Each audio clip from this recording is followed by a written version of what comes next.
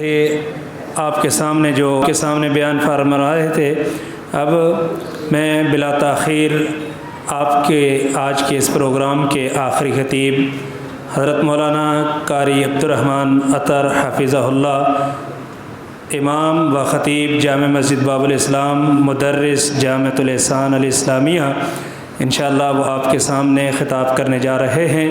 اس سے قبل میں اپنے تمام احباب سامعین، جتنے بھی آپ پروگرام میں شریک ہوئے ہیں، ادارے کا ایک خادم ہونے کے ناطے آپ سب کا مشکور ہوں کہ اللہ آپ لوگوں کو اسی طرح دین سے محبت رکھنے کی توفیق عطا فرمائے۔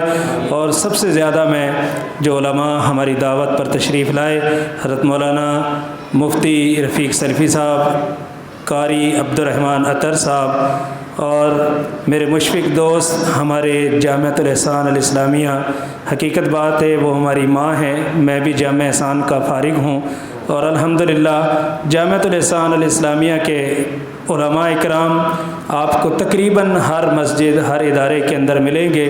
اللہ ہمارے اس ادارے جامعۃ الاحسان کو ہمیشہ قائم اور دائم فرمائے۔ حضرت مولانا احسن سلفی صاحب کا انتہائی زیادہ دل سے مشکور ہوں کہ انہوں نے ہمارے بچوں کے لیے ماشاءاللہ سے انعام کا بھی بندوبست کیا۔ اللہ ان کی محنتوں کو اپنی بارگاہ میں قبول فرما لے۔ اور اس کے بعد میں حضرت مولانا اپنے اشرف قریشی صاحب، جو ہمارے جماعت کے بہت سینئر ساتھی ہیں، ان کا بھی مشکور ہوں کہ وہ بھی آئے، ماشاءاللہ تشریف لائے۔ اللہ ان کے بھی علم کے اندر، زندگی کے اندر برکات عطا فرمائے، اور اللہ ہم سے اسی طرح اپنے دین کا کام لیتا رہے۔ جزاکم اللہ خیرہ۔ اب اس کے بعد آپ کے سامنے تشریف فرمائے ہیں حضرت مولانا قاری عبدالرحمن عطر صاحب، وہ آپ کے سامنے خطاب فرمائیں گے۔ جزاکم اللہ۔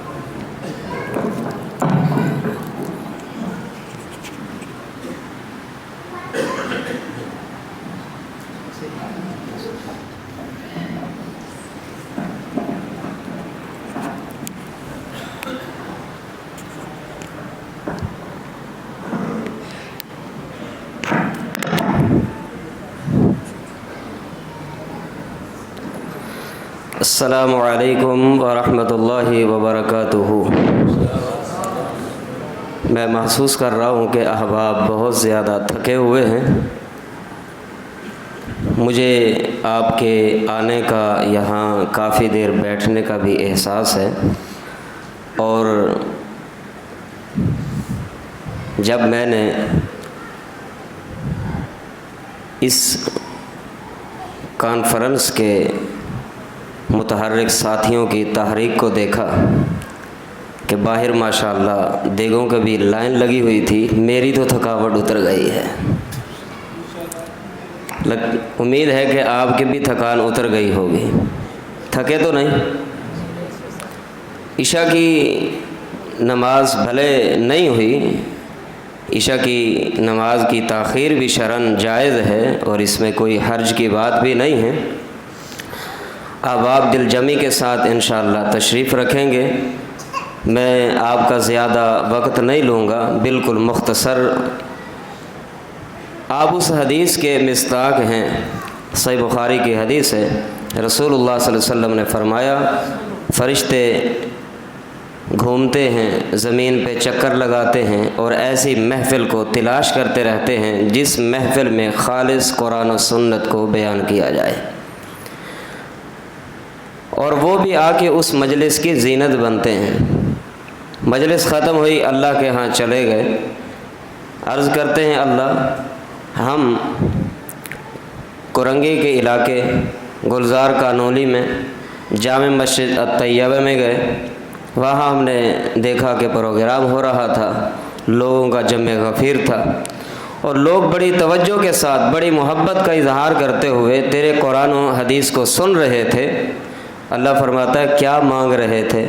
کہتے ہیں اللہ تو اس سے جنت مانگ رہے تھے۔ اللہ پوچھتا ہے کس چیز سے پناہ مانگ رہے تھے؟ فرشتے کہتے ہیں اللہ جہنم سے پناہ مانگ رہے تھے۔ اللہ فرماتا ہے اور کیا مانگ رہے تھے؟ فرشتے کہتے ہیں اللہ وہ تجھ سے اپنے گناہوں کی معافیاں مانگ رہے تھے۔ اللہ فرماتا ہے میرے فرشتوں گواہ ہو جاؤ، انہوں نے جنت مانگی میں نے جنت بھی دے دی، انہوں نے جہنم سے پناہ مانگی میں نے جہنم سے بھی پناہ دے دی، اور انہوں نے اپنے گناہوں کی معافیہ مانگی میں رب العالمین نے ان کے گناہوں کو بھی معاف فرما دیا ہے۔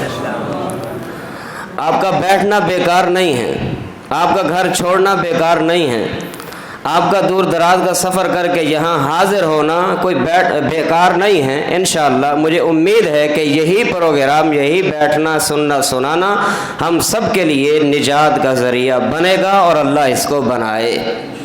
اس دعا کے ساتھ کہ جیسے ہم یہاں جمع ہیں، اللہ قیامت والے دن جنت میں بھی ہم سب کو ایسے اکٹھا فرمائے، آمین۔ الحمد للہ العلی الکبیر المتعال،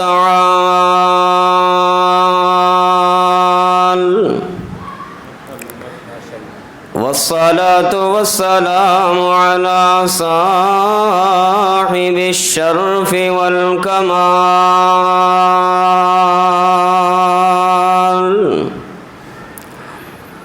اما بعد فاعوذ باللہ السمیع العلیم من الشیطان الرجیم،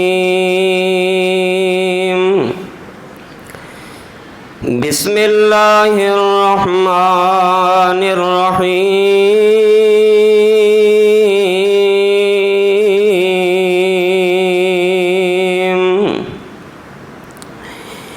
ان فی خلق السماوات والارض واختلاف اللیل والنہار لآیات لأولی الالباب،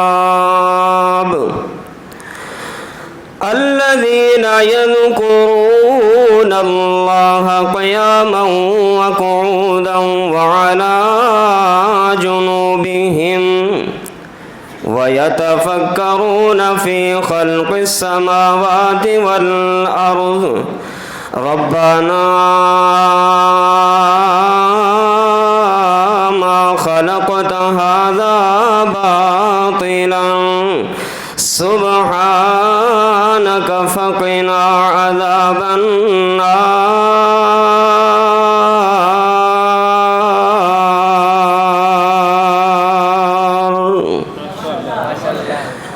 وقال النبي صلى الله عليه وسلم إن الله يرفع بهذا الكتاب أقواما ويضع به آخرين،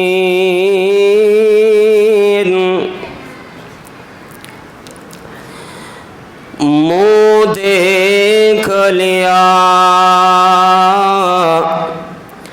آئینے میں، آئینہ شیشہ، منہ دیکھ لیا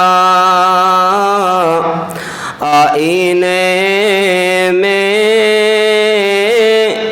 پر داغ نہ دیکھا سینے میں، دل ایسا لگایا جینے میں، مرنے کو مسلمان بھول گئے،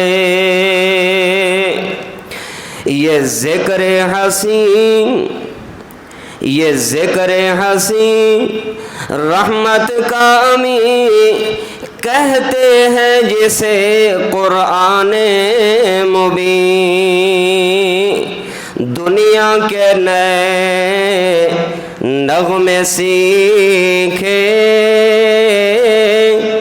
عقبہ کا ترانہ بھول گئے۔